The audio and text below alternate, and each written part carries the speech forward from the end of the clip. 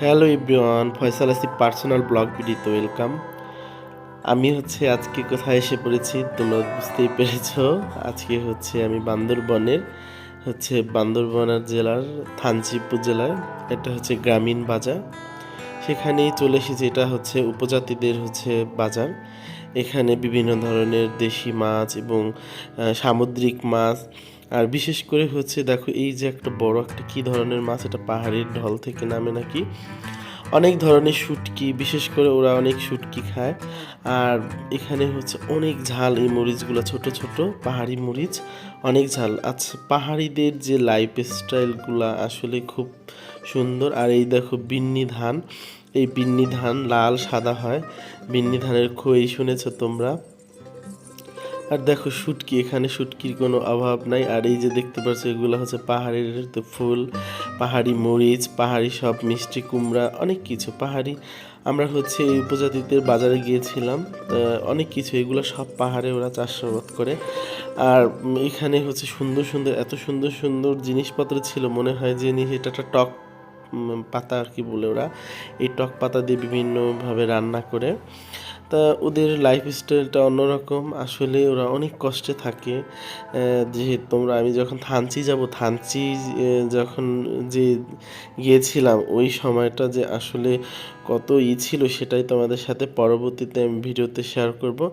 আর এই দেখতে দেখতে দেখো, এই যে বড়ই, পাহাড়ি বড়ই এত মিষ্টি, আসলে অসাধারণ, আর বলার মতো না, খুবই মিষ্টি। আর এখানে বিন্নি ধানের, লাল বিন্নি ধানের ভাপা পিঠা তৈরি করতেছিল। এখানে আমরা গিয়েছিলাম বান্দরবনে। সবাই আমার বান্দরবনের ভিডিও যারা দেখেছো তারা বুঝতে পারবো যে আমরা কারা কারা গিয়েছিলাম বান্দরবনে।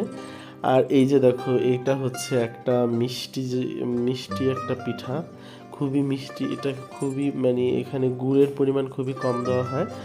আর এই যে কিভাবে ভাপা পিঠাটা বানাইতেছে দেখো, এটা লাল বিন্নি ধানের যে চাল হয়, চালটা থেকে এই বিন্নি ধানের তোমার ভাপা পিঠাটা তৈরি করে। আসলেই অনেক সুস্বাদু। আর এই ভাপা পিঠাটা এত সফট, স্মুথ, মুখের ভিতরে যে হাওয়াই মিঠাই যেরকম দিলে সফট হয়ে যায়, এরকম লাগছিল।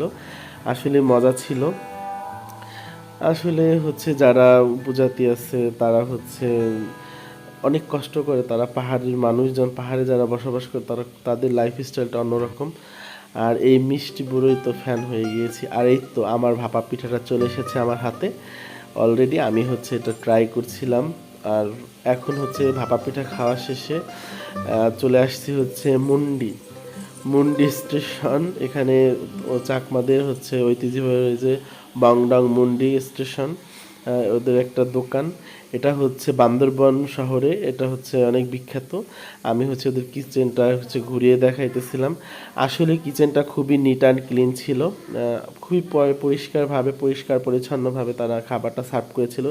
এখানে তাদের বিশেষত্ব তাদের খাবার মুন্ডি, এই যে একটা কি দিয়েছিল, তারপরে এই যে আর একটা কি একটা স্যুপ টাইপের, আর একটা নুডলস টাইপের, আমি এটার একটা নাম জানি না, দিয়েছে অনেক আইটেম। আমরা সবাই বাঁশকুড়োল দিয়েছিল, তারপরে বিভিন্ন চিকেন দিয়ে, দেশি মুরগি দিয়ে অনেক কিছু বানিয়ে দিয়েছিল।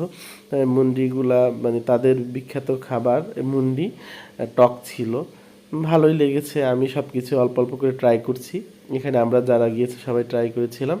আজকের ভিডিওটা এই পর্যন্ত। সবাই ভালো থাকো, বাই বাই। নেক্সট কোনো